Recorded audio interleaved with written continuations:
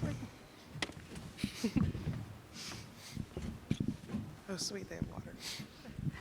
All right, good afternoon, everyone. Thank you for joining us. I'm Ben Kramer, Chief Education Officer at Austin PBS, and I'm thrilled to have these following panelists with me: Terry Licona, Executive Producer of Austin City Limits, who has been at the helm of Austin City Limits for 47 consecutive years. We have the recording artist, guitarist, singer-songwriter, Jackie Venson. And we have a very special guest. We sprung her from the classroom today, Elizabeth Hulse, who is a pre-K through 6 or K through 6 music educator in Manor ISD. So for the next hour, we are hoping that you will come along on a ride with us through 50 years of Austin City Limits, a full half century of music production and sharing music around the globe. We will, whether you're a fan of Austin City Limits or of public television in general, whether you know ACL Fest but maybe don't know Austin City Limits, or whether you're just here as a music educator wanting to find out what we're here to talk about, we hope you'll all find something in this session that's just right for you. There will be time at the end for Q&A. We are hoping to block out a nice amount of time for your questions or your memories of ACL, or comments or thoughts about the future of the next 50 years of Austin City Limits. So please, if you want to ask questions, open up your app and click on the Engage button, and that will take you right into the place where you can go ahead and ask those questions, and they'll be fed up to a monitor to us up here. So without further ado, let's begin. And first, Terry, we are going to be talking about 50 years of history condensed into, 45 minutes or so of talk. So please, help us set the stage. We have an initial clip that we're going to start with. That's from the pilot episode of Austin City Limits. And I'd love for you to tell us how that moment came to be. All right, well, to begin with, to condense 50 years into 45 minutes is a bit of a challenge. It blows my mind when I say those words that we're celebrating our 50th anniversary, but it is in fact true. It started in 1974, and to put that in a historical perspective, it was only 8 years after President Lyndon Johnson had signed the bill creating the public broadcasting service for both television and radio. And so every PBS station from New York to LA and in between, including Austin, was scrambling to try to come up with an idea for programming that we could air on this new public broadcasting service. Prior to that time, of course, public TV had been thought of as educational TV. Mm-hmm. So Austin, Texas being the live music capital of the world, I don't know if they called it that then, but such a music scene for many decades, even before then, that we thought maybe there's a way to educate and entertain in a different way, maybe something different than, say, Sesame Street or other well-known public TV programming. And so the idea sprung forth to capture the sound of Austin and Texas music in our studio up on the University of Texas campus. Willie Nelson had just recently given up on Nashville. He, of course, is originally from Texas, from Abbott, Texas, north of here. Moved to Nashville, and finally, after years of struggling to get recognized, his house burned down, and he thought that was a sign that maybe he should go home. So he moved back to Texas and decided to make Austin his home, and we were lucky enough to get him to come into our studio and record what became the pilot episode of the show, and from that point on, it is, in fact, history. Well, let's see a clip. If you'll please roll clip number 2. This is the pilot episode of Austin City Limits.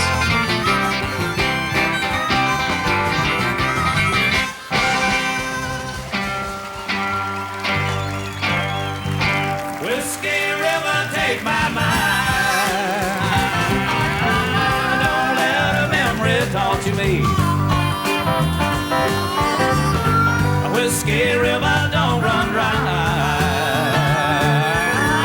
You're all I got, take care of me.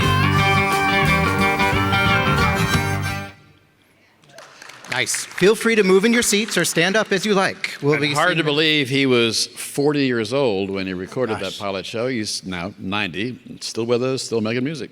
Wonderful. So can you tell us what what makes the show work? How have you been able to survive with the same essential format over these 50 years?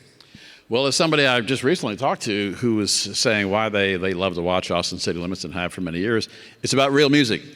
That really kind of sums it up better than almost anything else that I could say.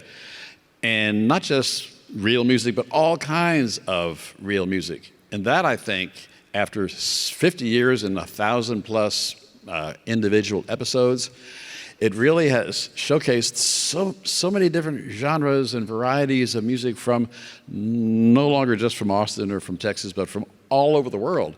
You know, whether it's Cajun music, bluegrass music, conjunto music, hip hop. I mean, a lot of music that, especially back in the early days, never got shown or performed on national TV. You might see, you know, some reference to B.B. King in a documentary, but for B.B. King to get up and play with his band for a whole hour and for that to be broadcast to a national audience.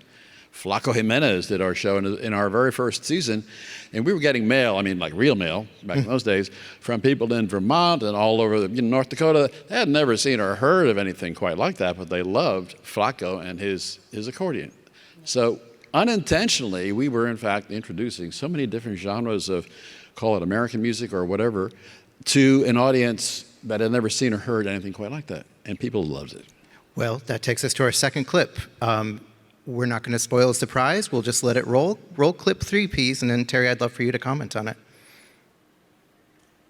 Women don't treat me so mean, not a mean show woman that I've ever seen. But I guess if you said so, I'm gonna have to pack my things and go. That's right, hit the road, Jack. What? And don't you come back no more, no more, no more, no more. Hit the road, Jack. And don't you come back no more. Hit the road, Jack. And don't you come back no more, no more, no more, no more. Hit the road, Jack. And don't you come back no more. All right. That was from our 5th season, and it was a milestone for the series, but also personally because it was only my 2nd year as the producer. And from day one, I had tried to get Ray Charles to come in and do an Austin City Limits show. I remember talking to his manager in LA in the beginning who said, Mr. Charles does not do local TV. And I said, well, it sounds like it might be local TV, but it's really seen all over the country. Well, it didn't, matter to him, but I finally managed to go and talk to Ray, the man himself. He was playing a show in Austin, and I sort of talked my way backstage, as I have always done for years, and stood in the hallway for a while until finally his tour manager said, Mr. Charles will talk to you if you have, keep it short.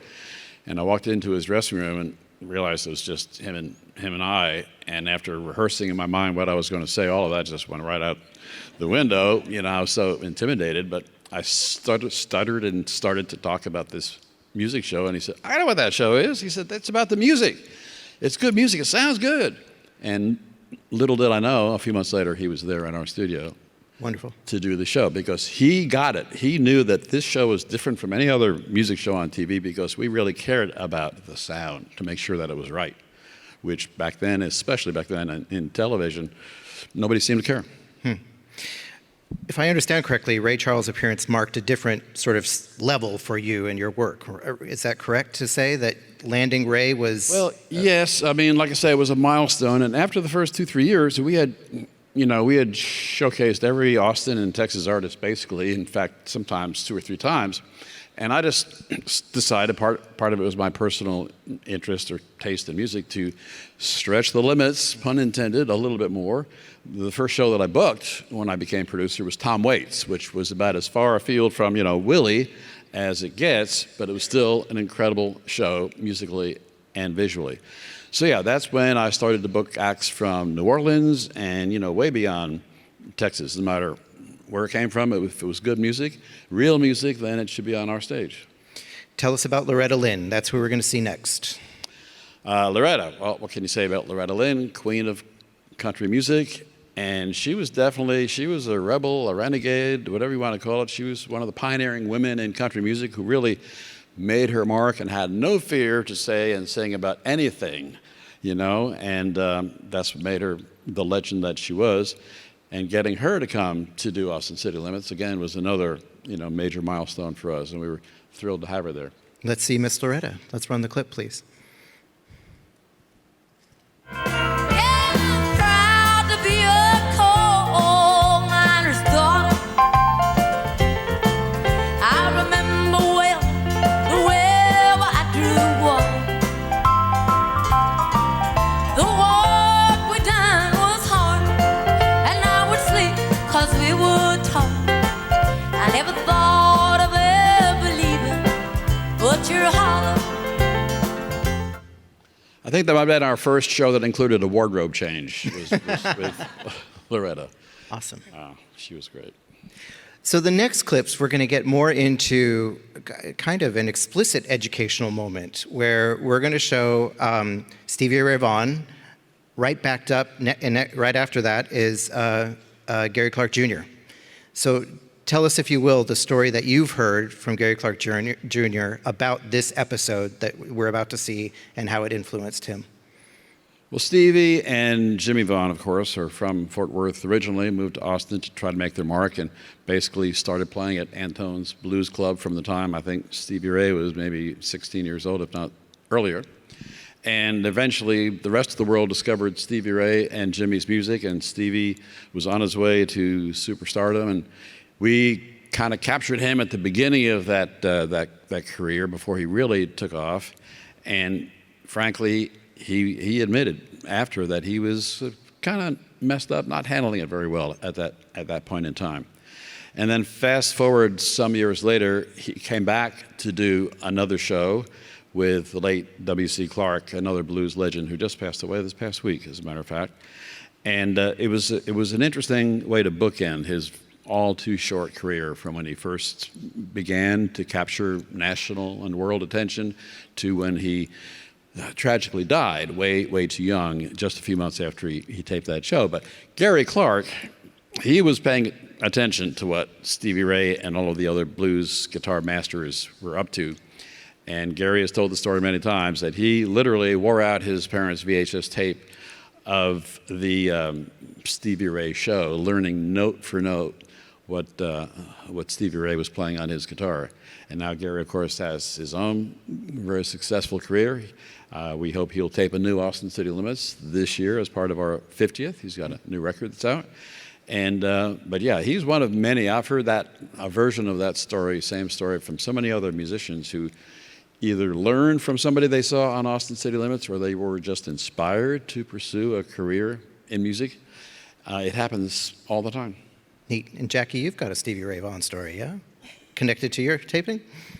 Yes, I wanted to commemorate, it was like an anniversary of when he had played on Austin City Limits, and so I decided to do a rendition of Texas Flood with Tamika Jones. Wonderful. And it was crazy. Fabulous. Crazy. He would have loved it.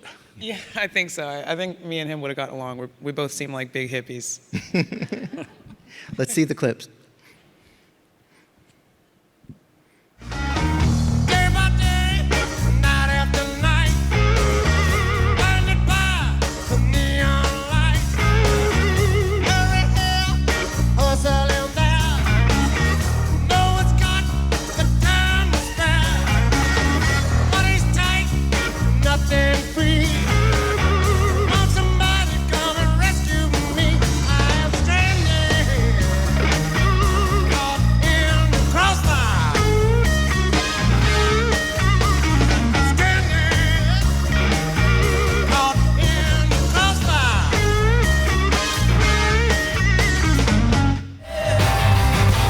Travis kinda took my picture, but nobody did smile. They told me I was gonna be here for a pretty long while. One day I was walking down the street when I should have been walking down the hall, and heard a voice calling out. I said, "Where you going, y'all?" Yeah, before I could have gathered my thoughts, I turned around and I saw the house. Oh, boy, my heart sure dropped. He told me I better stop. Amazing. So Terry, when did rap music first enter your mind as part of, or something you felt like you needed to bring to the Austin City Limits stage? Well, you know, it was hard to ignore because it's been around for over 50 years now.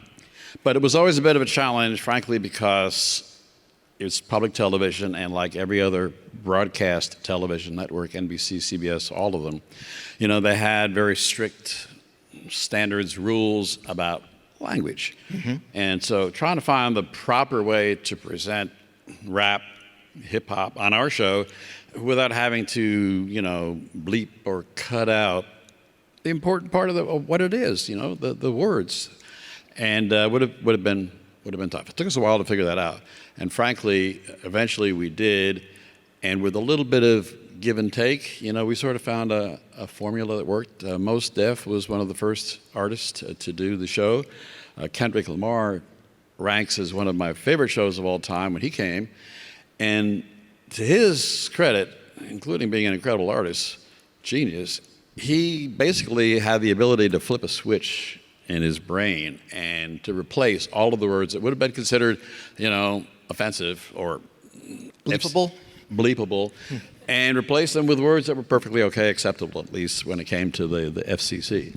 And it was a great show. Now, you know, that being said, we still haven't done justice in the true sense of the word to the 50-year body of work that hip-hop represents, but we're still trying.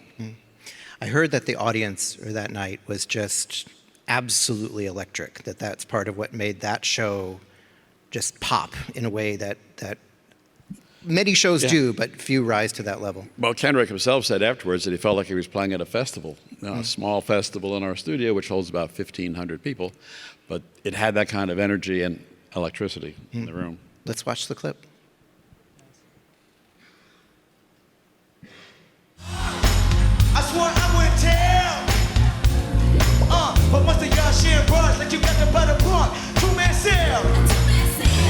Yeah, something's in the water.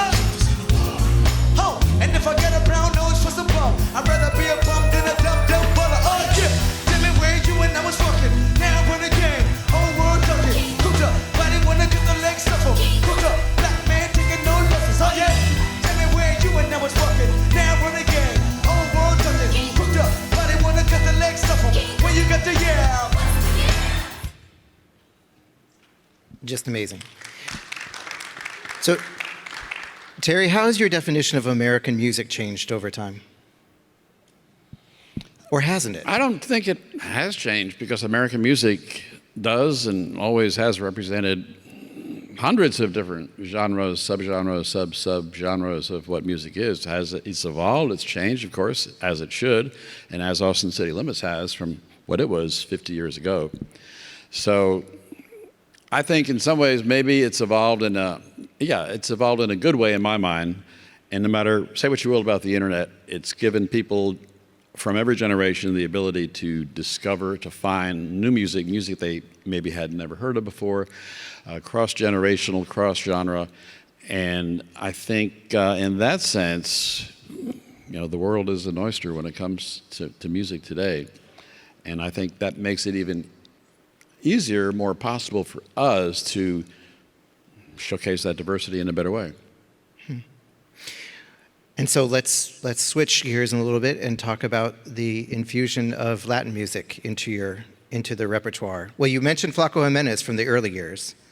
Well, again, all right, so it's impossible to ignore the impact that Latin music has had just in recent years, but of course, it's been around as long as Latin culture has. Yeah. And in those early years of Austin City Limits, beyond just Flaco Jimenez and his conjunto sound, we had Los Lobos, we had the Buena Vista Social Club, jazz musicians from Cuba, and we featured all kinds of Latin music, most of it American or Mexican based.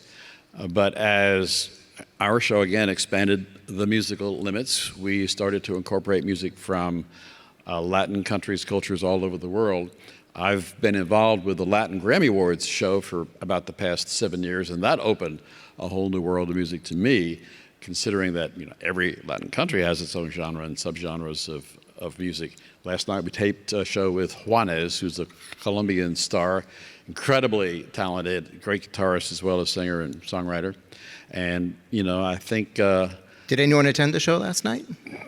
Oh, yeah. Yeah. Rosalia is another Latin artist from Spain who managed to essentially reinvent flamenco music and blend it with a mix of fusion of all different kinds of Latin musical styles. So, yeah, again, it's Latin music is what's happening in the world in so many ways, and everybody wants to get on that bandwagon as they should. So it'd be crazy for us to ignore that or not give it its due time. Well, you mentioned Rosalia. We do have a clip of that performance. So let's see a little bit. And I invite the audience to pay attention to the choreography because it is pretty It's a departure for us in a great way. Pongo rosas sobre el Panamera, pongo palmas sobre la ventana, mira. Llevo camarón en la botella, lo hago pa' mi gente y lo hago a mi manera.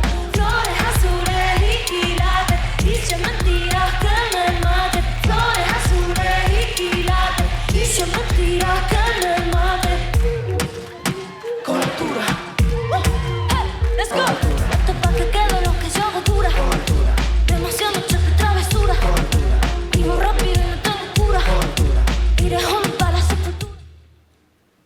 All right. So before we wrap up and with your segment and turn to Jackie and talk about her experience, I just want to ask you what you think about the educational mission of Austin City Limits. You've talked about this notion of introducing the world to these different genres and different performers. How close is that to the spirit of the show itself? Well, I guess it almost happened by accident, just the fact that we had this showcase an hour a week, and probably, no doubt, the most important thing I do is to book the talent for the shows over the years. And I've just always wanted to make it a big melting pot of all different kinds of musical styles from anywhere and everywhere. And for the people who have consistently watched the show year after year, that's why people tune in. At first, I was kind of surprised when somebody would tell me, I don't usually like fill in the blank country music or hip hop, but I forgot who it was on the show last week, and I thought it was incredible. I'd never seen or heard anything quite like that before. And so they keep tuning in to hopefully discover something new, something they hadn't seen or heard before musically. So how can that not expand your own musical horizons and educate you about a form of music, maybe motivate you to want to dig a little deeper, go to the internet and Google who or what it is and learn more about them and maybe somebody else who's like them from that genre. So in terms of how that translates into an educational setting, Elizabeth can speak to that, but I think just by its very nature of what we do and the many kinds of music that we present, it's educational and hopefully inspiring. I know it's inspiring to a lot of people who have said they wanted to learn to play a certain instrument, whatever it is, by watching somebody perform on our show. Wow. Yes. With that in mind, if you want to comment about particular episodes or performers that you've seen on Austin City Limits, again, feel free to go to the comment section or the engage section on your app, and we'd love to see which performers or performances left an impression. Speaking of impressions, Jackie, what was it like to get the call? It was actually a message and not a call, technically. But it was crazy. I had just woken up because I wake up really late. Like I had to set my alarm for this. And I read the message while wiping the sleep out of my eye and trying to get my dog to pee. And I was just like, and then I opened the back door, and my manager is also my partner, so I opened the back door and I was like, Louie! And he was like, I know, I already got the email. I was waiting for you to wake up. It was crazy. It was and then I called everybody in my family, and only 2 people gave me the reaction I wanted because the other ones were like, the festival? But my mom, and who I call my second mom, is my neighbor she's about my mom's age, around my mom's age, and I grew up next to her. So my council of moms gave me the reaction I wanted. She was like, I told Jen, I was like, Jen, I'm gonna do an episode on Austin City Limits TV. And it was like a pause, and she was like, what? It was like this pause for dramatic effect, and it's exactly what I needed. You taped during a very interesting time. Tell us about how that worked out. Interesting is an extreme understatement. I taped during the pandemic. It was a COVID shutdown, and there was no audience.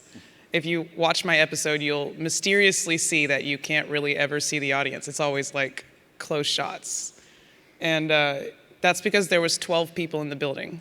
And those 12 people were the people that have to tape the show, like the camera people. But it was okay because I had spent an entire year leading up to that, because this was taped in October. So from March all the way until October, I had done 200 live streams. And so it was just like a super, super, super, super fancy live stream. That's kind of like what I was telling myself as I was just mentally preparing for the opportunity. But still, there's something about, whether it's Austin City Limits or just playing a live show with a live audience, that feedback, that energy you get back, from the crowd, just wasn't there at all. And yet, to her credit, you kicked ass on that show, along with the other, I think, 5 or 6 tapings that we did during that pandemic time with no audience. People just got up there and they do what they do every other night. Ironically, I think that if there would have been a big audience there, it would have thrown me off. I hadn't played in front of an audience for 7 months. I just think it was so crazy how perfect the conditions were, even though they were very unsatisfactory circumstances. I think it's really crazy that it worked out like that. I think I might have been a little deer in headlights if there would have just been like, hey, you can't even go to 7-Eleven. Now go play in front of 3,000 people. It would have been wild. But you'd be willing to come back and try it in front of 3,000 people, right? No, I'm more than willing. I believe you owe me a do-over. Backstage, Jackie was pitching Terry on, not just for her sake, but for all the pandemic artists to do a pandemic I feel like I do-over. speak for all of them. I think they would like a do-over as well. What do you all think? Sure it would be unanimous. Sure it would be unanimous. Yes. We're about to see your clip. You have to tell us about the dress. Yes, I do have to tell you about the dress, because I'm pretty sure if you've seen the episode, you probably wonder about the dress. So not only was this taped during the pandemic, it was also taped during the George Floyd protests. We were hot off those. They had happened earlier that year, only a few months prior. And the world was at a standstill. And I know it's hard to remember because maybe your brains have trauma blocked it out. But if you could go back in time, you could cut the environment with scissors. It was thick. And if I would have gone on the show and not done that, it would have been disingenuous to the stuff I had been talking about online. I had put op-eds in the paper about this kind of stuff. I had just gone toe-to-toe with Blues on the Green, talking about how, accusing them of racist booking practices leading up to that point. I had established myself as this person who's not gonna let this kind of stuff slide. And so I had to be consistent with that. And not only that, the show reruns. So if you have a message and you put that message on the show, they're not just gonna see it that one time. They're gonna see it again, and they're gonna see it the next year, and they're gonna see it the following year, and then it's gonna go in the archive. And that is truly the reason why I did it. It was a platform that continues to air. Well, we're about to see Jackie's amazing talent and her amazing dress. Please run the clip.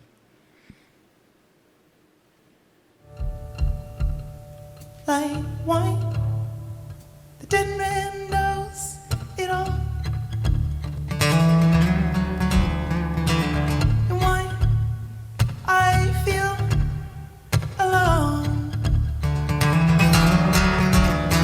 And why I try to blank but always fall back to earth. Beautiful. Well, Jackie's clip and Jackie's presence here gives us a chance to take a little detour from the panel discussion and for me to show you another way that we have been working to preserve the legacy of Austin City Limits and to make it an explicit educational venture in classrooms around the country for free of charge. If we can switch to the slideshow, please, I would love to show, next slide. Can we go to the next slide? That's us. There we go. So PBS has a free national platform built for educators called PBS Learning Media, and it contains content from all the way from pre-kindergarten through 12th grade, drawing from the PBS Kids repertoire, as well as from general audience content like Nova, Nature, Ken Burns, American Experience, and Austin City Limits. And during the pandemic, we made a decision that we wanted to start pulling clips from Austin City Limits of key episodes, key moments, and write lessons around them. We commissioned music educators, and they focused on different aspects of whatever the clip itself spoke to them, whether it was the genre, the song itself and the lyrics, the style of performance, the social historical context, whatever inspired them to write these lessons. And so one of the takeaways we hope for this session is that all music educators, and can I get some applause for music educators so we can hear? Beautiful. We hope to give you this tool that you can then take back to your classroom. So the main website is pbslearningmedia.org. That takes you to the homepage. And then I'm just going to do a quick walkthrough on how to get to the Austin City Limits collection. So at the top, there's a search bar. And so you type in Austin City Limits, and then we'll go to the next slide. And that will bring up 2,294 search results. So that's not helpful yet. So you can see at the top there are some of the lessons that are popping up, but we want to drive you down to the collection filter. So click on the collection filter. That will take you to the next slide, please. And then we're beginning to see some of the lessons in the collection from both season 1 and season 2. And Jackie's piece appears in the season 2 collection where we focused on singer-songwriters. And so we can go ahead and click on Jackie. And that will take us to the next slide, where we have highlighted the song Back to Earth, the one that you've just seen, and the lesson focuses on timbre in the performance. Centered in the screen, of course, is the music clip itself. We pulled the song and all songs in their entirety. We feel it's really important for children to see a song performed from beginning to end. And then at the right, we have tools for teachers. So support materials that they can click on, and it'll pop up and bring you tips for teaching for different grade levels. Again, depending upon the particular song, particular performance, that's where our music writers, our lesson writers, determined that the content best fit. And then we also wanted to provide the youth a chance to see the lyrics to all of the songs. And so that's the next pop-up. So you can see when you click on lyrics, you get that pop-up menu. We've been asked why we did the pop-ups and not as downloads. The main reason is we wanted these to be accessible. And so these are accessible for the blind and visually impaired, as well as being useful for all audiences. So that's a really brief run-through of how to get to Austin City Limits, the collection. Thank you. We can go to the next slide or return back to the main screen. Actually, let's return to the stream because I now want to talk to Elizabeth. Elizabeth, now's your chance. You used Jackie's lesson. Yes, I have. How'd it go? So I did this lesson both as a sub-plan and as a lesson in my classroom. And what was really nice is the discussion questions lend themselves really nicely to go into a Google form. When you need a sub, it worked out really, really nicely. But when I did it in my classroom, we watched the whole video, and the lesson being on timbre, or the sound quality of instruments or voices, was what instrument is Jackie playing? So we watched it, and my students were like, well, it's a guitar. Yes. How do you know it's a guitar? Well, it looks and sounds like a guitar. So pulling out more questioning from the students on why they know it's a guitar, right? It's not the drum set, it's not the keyboards, it's not a ukulele, it doesn't have 4 strings. Then it was well, what kind of guitar? Crickets. And there's the one timid hand that goes up and like, bass guitar? The other hand, maybe electric guitar? So we finally get to the word acoustic guitar, and they're learning this word acoustic. And then the question comes up, well, why on earth is it an acoustic if it's plugged in? So now, That's a good question. So now we start talking about amplification, and we've gone down that road with it. And as we've talked about just the instrument, more questions of, Why is Jackie playing an acoustic guitar and not playing the 2 electric guitars that are sitting on the stand behind her? Because I'm a greedy guitar player and I like to have a million guitars. So all of this, these other questions that come up from the students. So we've talked about this, then we talk about the timbre of the guitar, how she's changing the sound. Well, she's playing lighter to have softer sounds, louder. She's playing harder on the strings. She's playing with the little plastic thing. Okay, cool, now we're talking about what a pick is, right? All of these new things for the students. And it's really nice going through the lesson because it has all these guiding questions to help you, and going through, there's activities as well. And one of the activities is exploring timbre in your classroom. And so with my 3rd graders, when I did this, we were exploring xylophones and different ways you can play with mallets on the instrument. And my 4th and 5th graders, we are currently doing recorder. So when we're gonna talk about different ways to explore sounds on the recorder, when you've got a class of 20, exactly what that sounds like in your brain is exactly what my classroom sounded like. We've got kids playing the high and loud game and taking it apart and blowing it on all ends and blowing it like a harmonica. And but it was a great moment for these students to be able to explore timbre, right? And do it in a way that's meaningful to them. So the lesson itself was great. And the fact this is a high quality video and a high quality performance that the students are seeing, a lot of questions came out of watching this video instead of just the guided questions that I was giving them. Like, was Jackie's guitar solos improvised or were they written out? Oh, the question of improvisation. It's like Schrodinger's cat. It both is spontaneous and not spontaneous at the exact same time. So yeah, it was really cool to see all the questions that kids had. It pulled out this, critical thinking for the students. It pulled out, just their need to want to ask the questions and find out more beyond what I was just asking them. It's because kids are naturally curious; they want to know. And so it was really cool to be able to have that opportunity to talk to them.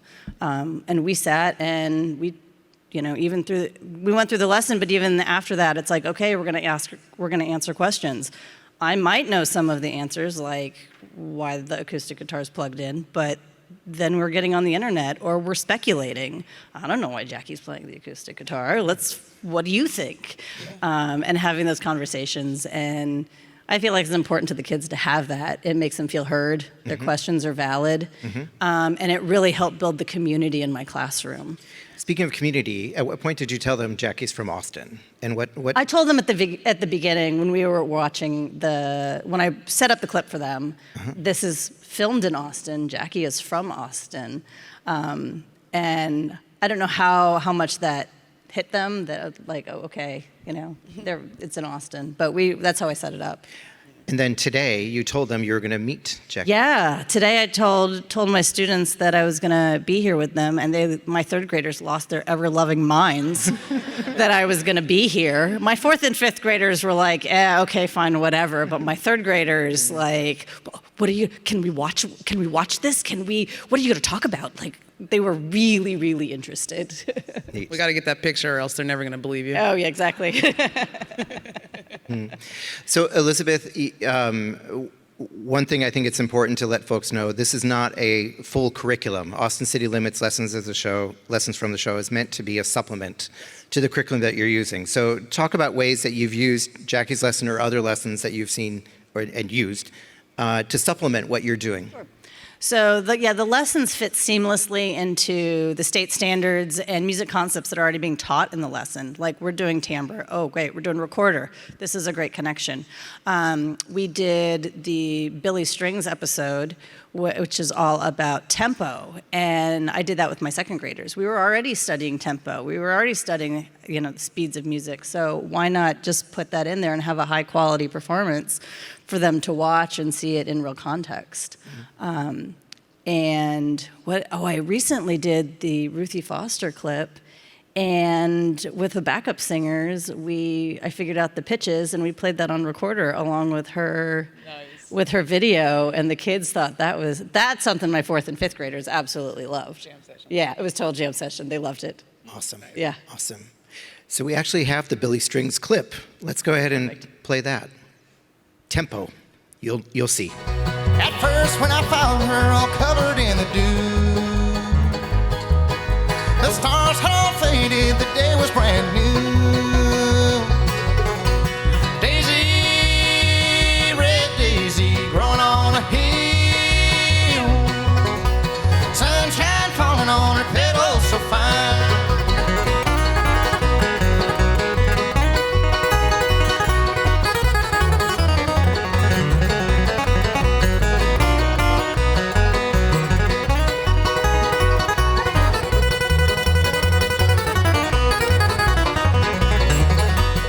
Nice. That's some tempo. Wow. All right. Well, team, this idea of these lessons living on a platform that's free of charge, that's available around the country to educators everywhere. How does this change, Terry? How does it change your thinking about Austin City Limits and its legacy? And Jackie, how does it change your notion of your music living in a new and different place? Well, for me, I don't think it so much as changed my thinking. It was just that dawning of a realization that frankly had not occurred to me, that it could potentially have that impact, that value in a classroom setting versus someone who's sitting at home or in today's world watching it on their phone and either learning something or just experiencing something that way. Beyond just pure entertainment. Of course, there's a lot about Austin City Limits and the music we have that is pure entertainment. But it goes so much deeper than that because it's not just an artist or band coming on to do one song or a piece of a song you might see on YouTube. It's the whole show. It shows the artist, the variety, versatility, the whole scope of what their music is all about.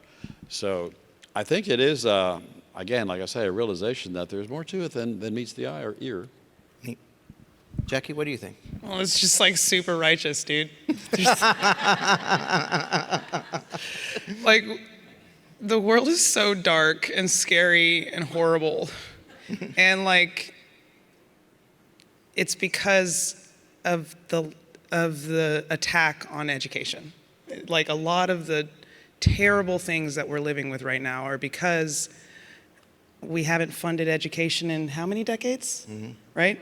So the fact that it's all free, like, righteous. The fact that you guys really care about the quality of it, and like, it's all about real music, the quality of that in itself is a lesson to people who want to produce shows, to people who want to, it's so righteous. And also, to get even more existential, I don't want to get to the end of my life and then find out that I was a parasite on society, that I just took and put myself at the top and didn't send the elevator down and didn't help anybody. I can't stand people like that. People like that are the reason why the world is so dark.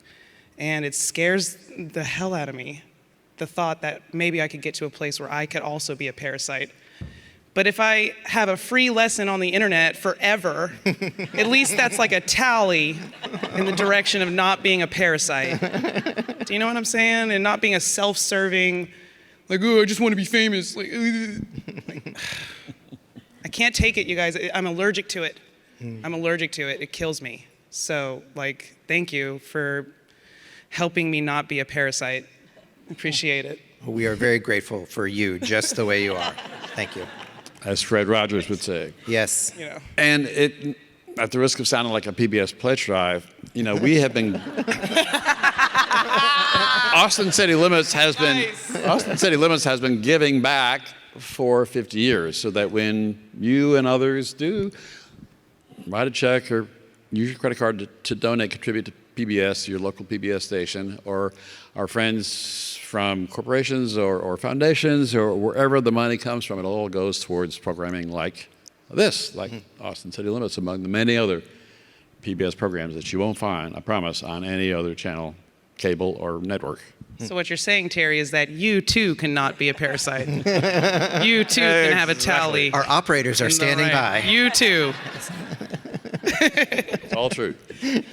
So Terry, tell us what's in store for season 50 and beyond. Oh my God. How much time do we have left? No, not enough. It is our 50th anniversary. We knew it was coming. We've talked about it literally for years. So number one, we're going to continue doing what we've been doing for the last 50 years, and that is showcasing all kinds of music. We've done 2 shows so far. Our first show for the new season was with Austin's own Black Pumas. Great way to kick off the 50th. Last night, as I said, we did a show with Juanes. We have 18 more tapings coming up, yet to be determined. I'm still in the process of booking all of that. We're going to do a primetime PBS special in October. That'll be a 2-hour show that'll air sometime after the first of the year.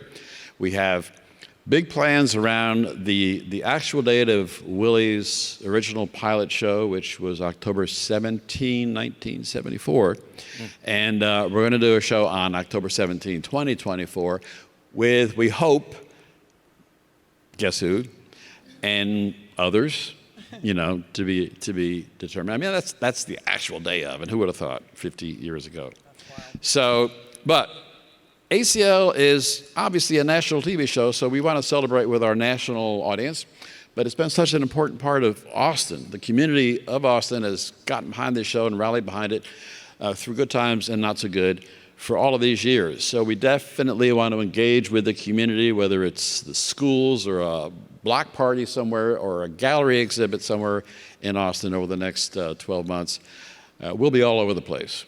And we're excited about it. It's going to be a lot of work, but we want everybody to come and join in and celebrate. All right. Very good. Congratulations. It's now time to turn to questions. So if we could pull up. Oh, here's a good one. Who has the most appearances on ACL? No surprise, it's Willie, because beyond the pilot, he's appeared in his own episodes many times over, but also as part of another episode as a guest or on a little songwriters in the round that we have done over the years. So Willie, and then second is Lyle Lovett. Second is Lyle. All right. Okay, Terry, I know it's an impossible question, but what is your all-time favorite performance? That's an impossible question because when you look at 1,000+ shows, the ones that stand out are for different reasons. I do point out the Stevie Ray Vaughan 2 episodes because of the fact that he so much represented the best of what Austin music was all about at that time, and the fact that they bookended his amazing but very short career, and it was so powerful and emotional once he had gotten completely clean and sober and came back to do the show. There was a spiritual thing, a quality to it, and then all of a sudden he was gone. So that really stands out to me, maybe as much for emotional reasons as the music.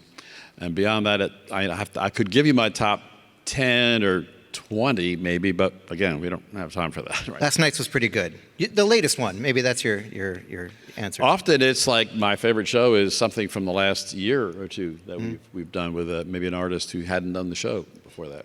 So, Jackie or Elizabeth, do you have any favorite episodes that you can? I believe that there's an episode where Stevie Ray Vaughan breaks a string, but he keeps going. Yes, absolutely. Talk about EDU on that one. I have, prior to seeing that, I had broken strings in the middle of a show, and it was like, oh my God. It was just as horrifying as you guys would imagine. Like, what do you do? Like, what if you're in the middle of a solo? It takes like 45 seconds to switch guitars. You know what I'm thinking? Like, what do you do?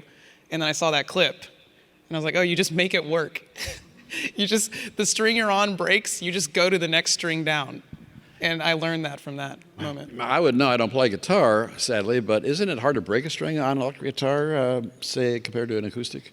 It's extremely easy to break a string on an electric guitar. Oh, it is? And it's a very common problem. And at that point, it had happened to me so many times that I thought it was going to be the death of me. And then I saw Stevie Ray Vaughan just handle it. And I'm like, oh, you just handle it. Got it. My bad. Effortless. That was crazy. Pretty crazy. I'm with Terry. There's so many episodes that it's hard to pick one. leaning towards this past season when Rodrigo and Gabriela came through, and they did the collaboration with Austin Symphony. I thought that was just a wonderful episode, which could also make for a really good lesson for students Point as taken. well. We had never done anything like that, a show with our symphony orchestra here in Austin. And if you don't know them, Rodrigo y Gabriela, this incredible guitar duo from Mexico, check them out or watch this episode. It's probably posted online now, or at least it will be again at some point. In what ways does ACL engage with diverse communities and voices, both on stage and behind the scenes, to ensure inclusivity and representation in your programming? Well, that gets to basically the booking process for the show. And of course, as I said, we do 20 tapings a year. And so they don't just all pop out of my own brain. I've got a team of people who work with me, and we toss around ideas all the time. And I get plenty of ideas and suggestions from people, everybody, you know, my neighbors, my plumber, people I meet on the street or at a restaurant, and which is great because frankly, some of the bookings have come from suggestions like that. But every year, and it's really easier than it seems to come up with a mix that really does represent the diversity of music that is out there. There's so much great music still being made today. People who say that today's music is not as good as it used to be when they were going to school or growing up, they really are. It's just not true. So, but we tried the best we can to come up with the right balance between genres and genders and diversity across the board. And in today's world, that means a lot more than it used to, frankly. Because when ACL started out, in the first couple of years, it was predominantly white male artists. No surprise, right? The music business has come a long way, but not long enough since then. And we have featured some really amazing female talent from different gender identities across the board, and as I say, from all over the world. So there's not much, if anything, that we haven't quite gotten around to yet, but I'm sure someday we will. Has there ever been any pushback, like take us back to the good old days, or, you know? Oh, yes. Okay. Yes. There is. There's always going to be internet trolls, man. Always. And how do you respond? Sometimes we don't, or we simply say, we're sorry that you didn't appreciate whatever the episode was that they were, not happy with, and just keep watching, and hopefully you'll find something that you like, or or not. Basically say take it or leave it. It is. I mean, what else? What can you say? We're not going to try to convince people why we booked such and such an act or band to come and to do the show. But it does happen. I mean, it is true that most people, frankly, listen to the music they listened to in college or in high school, and whether it's because they don't have the time or they don't have the interest to go searching for new music or to listen to music they might not find on a radio station these days or from their own Spotify list. I'd like to add to that.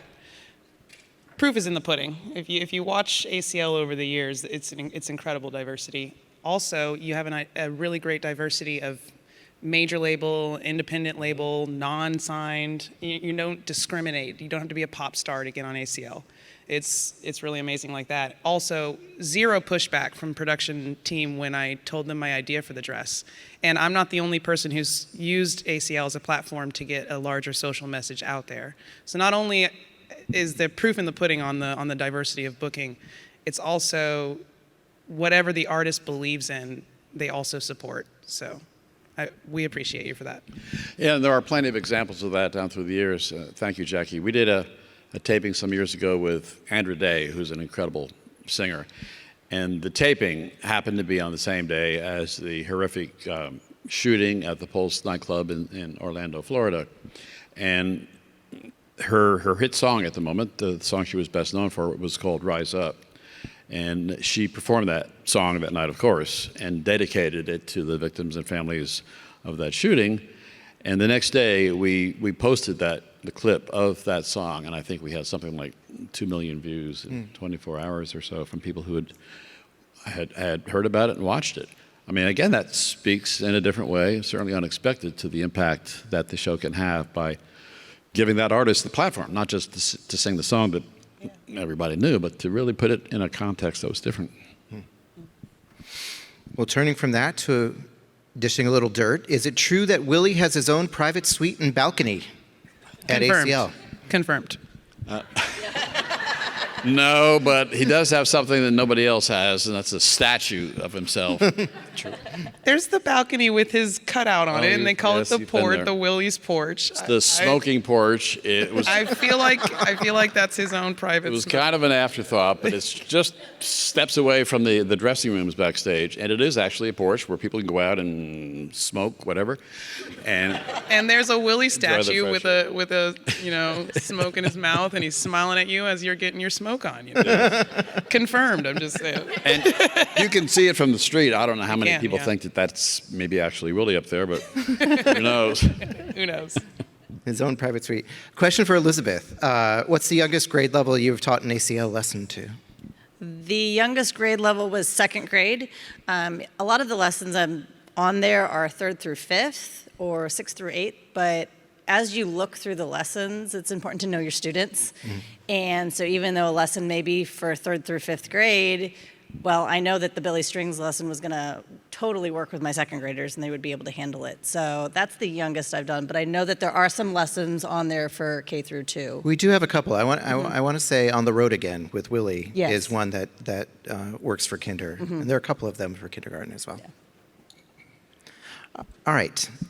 Terry, how do we get tickets to ACL tapings these days? That is the most common question, not who's your favorite show, Terry. How to get tickets, right. They are, a good number of tickets are still distributed by Public Lottery. And really, it may seem a little old school, but if you go to our website, acltv.com, I'm sure you could find it through Instagram as well. That's a way to sign up for tickets. And generally speaking, and I think a lot of people are surprised about this, it's easier than you might think to be able to score a couple of tickets to come and to see. I'd love to know that because I've put my name in for a very long time and have never once gotten What, tickets really? to a taping. Oh, well, now you have a shortcut, Elizabeth. Yeah, I appreciate that. We'll take care of you. And we should also say all tickets or all passes are free of charge. This is true. That's been a tradition from day one. You know, for the first 36 years, the show was taped at the original studio, Studio 6A, up at the University of Texas campus, the Communications Center. And back then, especially, it was considered like the best, cheapest date on campus because the tapings, the music was free. We even served free beer to people as they came in, which they don't let us do. TABC doesn't let us do that at the new place downtown. But and the audiences were very enthusiastic, you know, even, Loving, especially back in those yes, days. Yes. Mm-hmm, yeah. All right. So Well, it's time to wrap up. I want to thank you all very, very much. Elizabeth, thank you for taking time from your life in school. Anytime.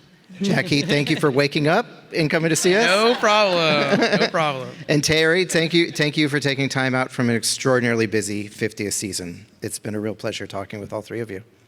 thank you, Ben. Thank you so much. Thank you all for coming out Thank today. you.